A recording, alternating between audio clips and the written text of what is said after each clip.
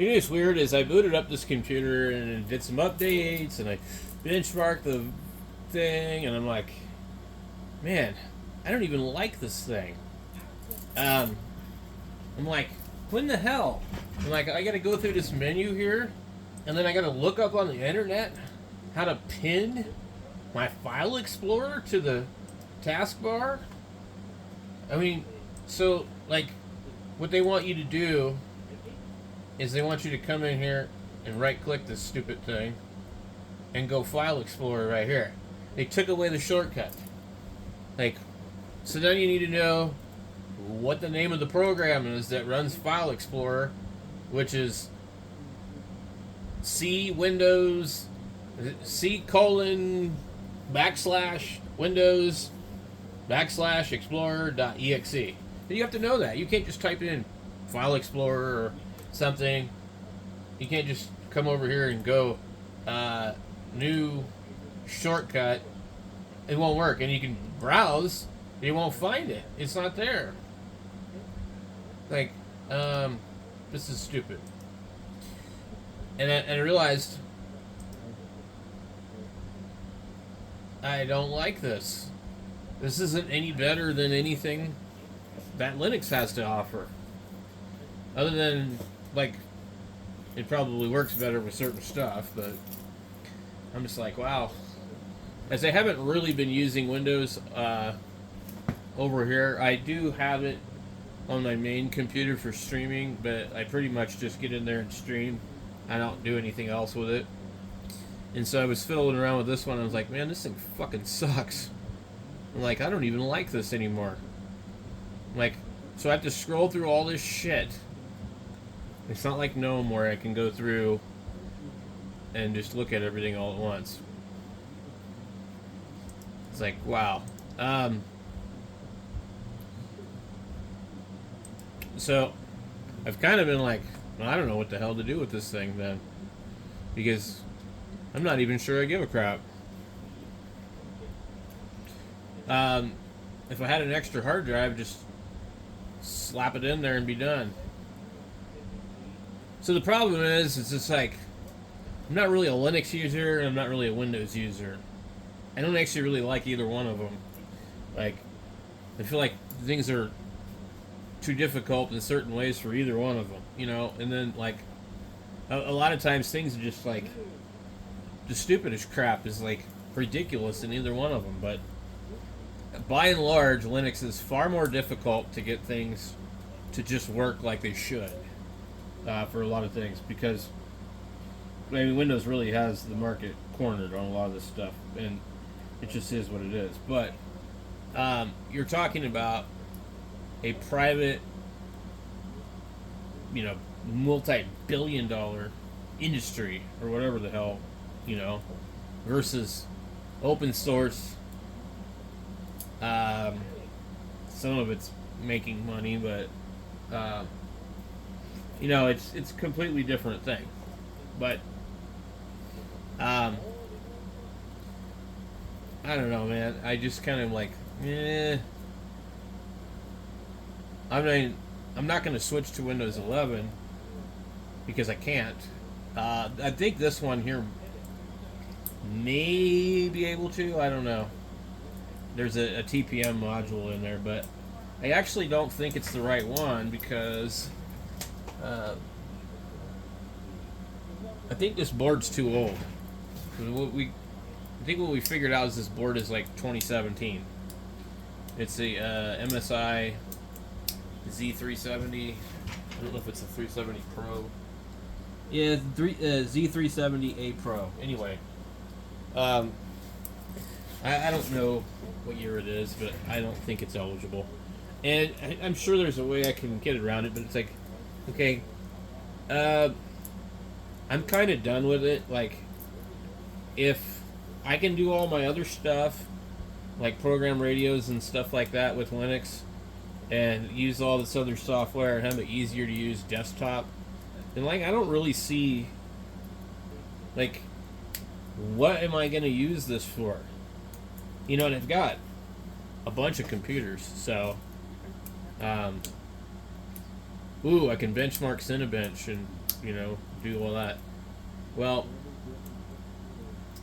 anyway, I don't know, but we're gonna run this one for a minute, and I am very tempted to just go and wipe this Windows 10 Enterprise with something else. Although earlier we were having problems with the Bontu Studio. The kids were using that on that other computer, but that is a 3rd generation i5, and this is a 8th generation i5, so it's a much newer. We have AMD graphics card, an R480. That should probably work a lot better with Linux than the NVIDIA GTX 770 or 760. I can't remember which one it is. But, so, I'm just kind of trying to figure out which computer to use. I like the other one that's in the big box, but it's just too big to put up here on my desk. I mean, it can go up here, but it's crowded. And if I didn't have the 3D printer up here, then, you know, it wouldn't be as big of a deal, but it's a huge, huge box. What I'd really like to do is just get another computer case and put everything in that one.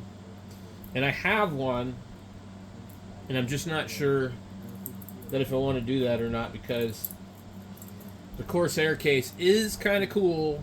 It's just huge. And it does have a nice window on it. Like, I don't like this one. You can only see part of the computer.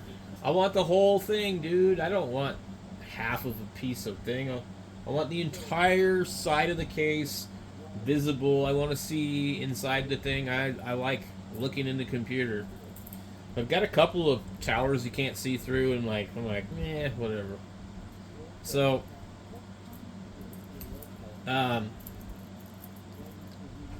at the risk of having to hang out at the thrift store and wait for stuff to get donated, I think it's just not worth worrying about it.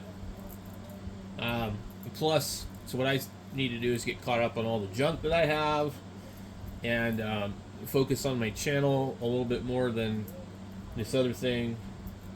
Because I was going to the thrift store, and I was going there from for a while, maybe 9 o'clock in the morning till 3:30, you know, and then I stopped going earlier, because I forget what time they opened. They opened 9. Yeah, 9. So that place there, they would put out crazy stuff in the morning, and you would just never know that it was there, because by the time you'd show up at 1 o'clock, none of that stuff was there. But so I started kind of cutting back, and then I started going later and later. I started going 12, and me and the wife used to go over there at 12:30 or 1 o'clock, and it seemed like every time we went there, they were putting stuff out, and so we didn't hang out long. We just went there, and when they were putting stuff out, and we found some cool stuff, well, we just went back home, you know, and we did that for a while. A bunch of times we went in there, and I found my Canon camera, or not my Canon, my Nikon. And it was up front on the counter in a camera bag. And, well, here it is right here. Let me show you.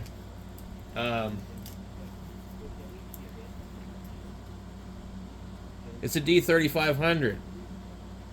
You can see the mark on it, SS. That means $99. So, for those that don't know, the coding for Goodwill is low prices. That's the word, low prices. 1 through 9. Each letter represents that number. Low prices, if it says SS, that means 99. Okay? If there's a L on it, which you'll almost never see, then that would be 1. Or you'll see LS. That'd be $19. A lot of people don't know that.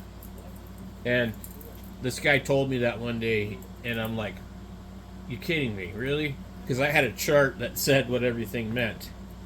You know, I knew what the prices were, just based on seeing everything. So,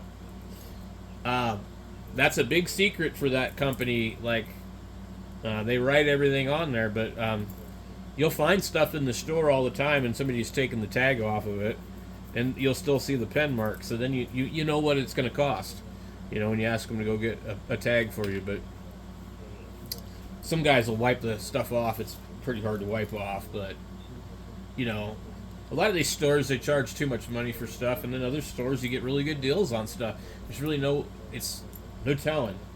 It depends on who's managing the store, how busy they are in the back, have they met their quota.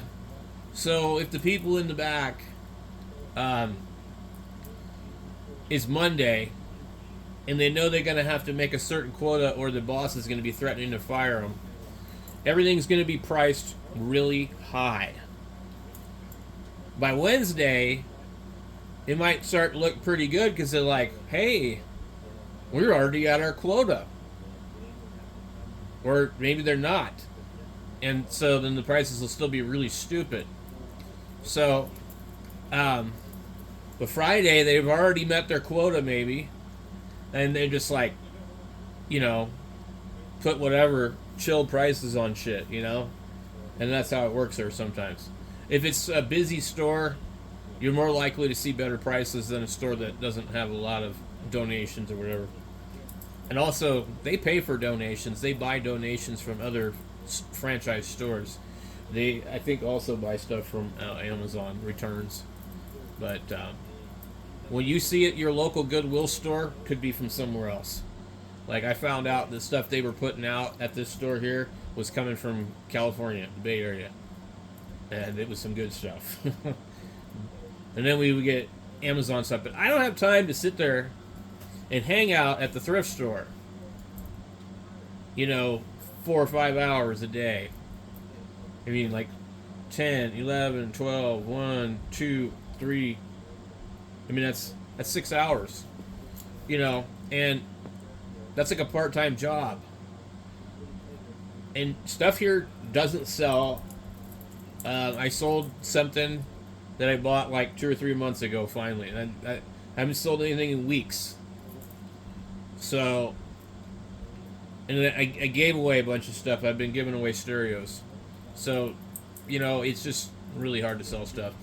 And I bought that computer case for $20 that I really don't like. So it's kind of like, what am I going to do with it? I may go ahead and pull the case and put that computer into another case and see if I can sell that case. I have another case that I don't really care for, but it's kind of like this one, but it's a Cyber Power. And I may just pull that case and put that other one in there. It doesn't really matter. In fact, what I really should probably do is just get rid of these old 4th gen i5, i7 computers. Just get rid of them. Look, what do I need them for? I mean, how many of them do I need? I've got at least 3, maybe more. Let's see, there's a down here on the floor down here is the Cooler Master half.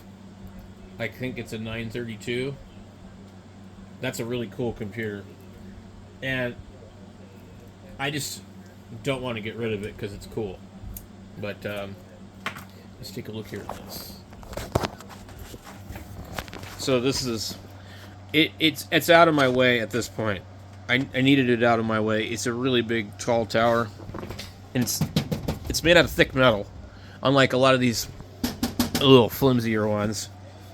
It's a cool case. It really is. It's got tons of room for lots of stuff.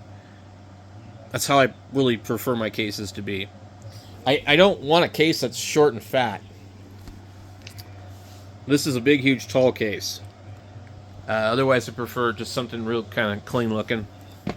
There's some pretty wild looking cases nowadays, but so this one here is like a 3rd gen i7, and I don't remember how the performance is on it really. It's not bad. It's not like amazing.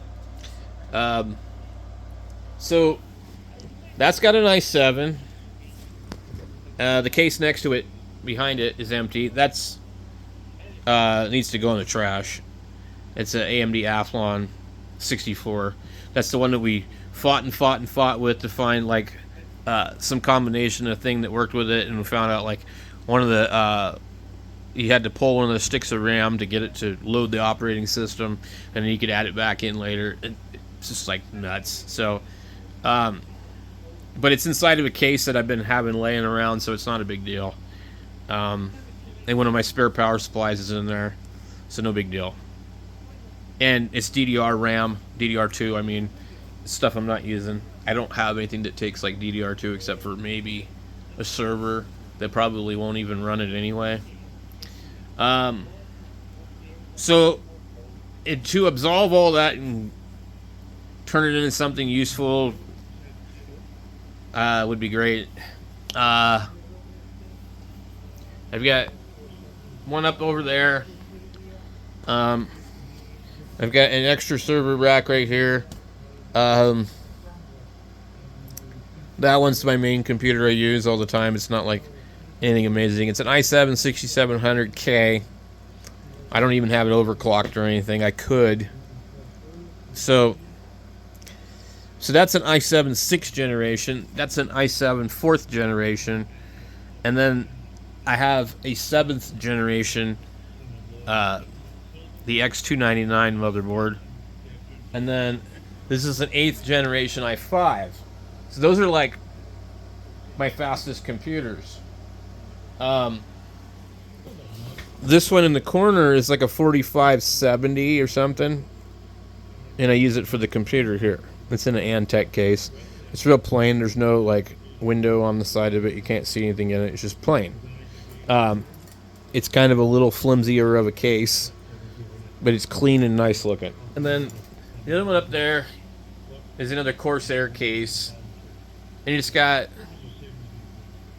like almost the same processor, but it's got this board that's notorious to have problems. And the reason it got donated was because the BIOS were corrupt on it. It's the ASRock, or whatever they call it, and it's like some 4th generation i5. So it's not really all that exciting. And then I have this one here. It's another 6700K. So that's a good computer right there. Now, really, if I didn't like how that's set up, I could put it in this case. That board in there is garbage, as far as I'm concerned. Like, I mean, it'll work, but it's known to have problems with the BIOS. It's got dual BIOS, and if it wasn't for that, I would have never been able to fix it. So, and then we have this beast. It's 2009. It's a home theater PC, and I don't know what the hell to do with it. It works. It's DDR3. It's like right at the beginning of DDR3, I think, and it's like a TV card and all sorts of cool stuff that would have been really nice to have in 2009, which would have been, 16 years ago. But it draws a lot of power and it's slow. It's like a Intel Core 2 Duo or something. And I guess this was a brand. I thought somebody maybe just put stickers on here. It sure feels like it, but it came from an auction. And this is the only one that didn't come from a thrift store. My friend got it at the auction, and he just didn't want to do anything with it. It didn't work. It was on Vista. It didn't work. You couldn't do anything with it. So he just gave it to me, and I just realized, it didn't have Vista. It had Millennium. Yeah, it had Millennium on it. Anyway, it's just sitting here, holding up some speakers. So anyway, I don't know. I'm not crazy about all this stuff, but I need to get the clutter out of here. Let's see, how did this thing do this time? 5734. It's not really all that great. Anyway, guys, I'm trying to make some choices. If you got any suggestions of what you think I should do, as long as it's not something stupid, or rude or ridiculous, leave a comment.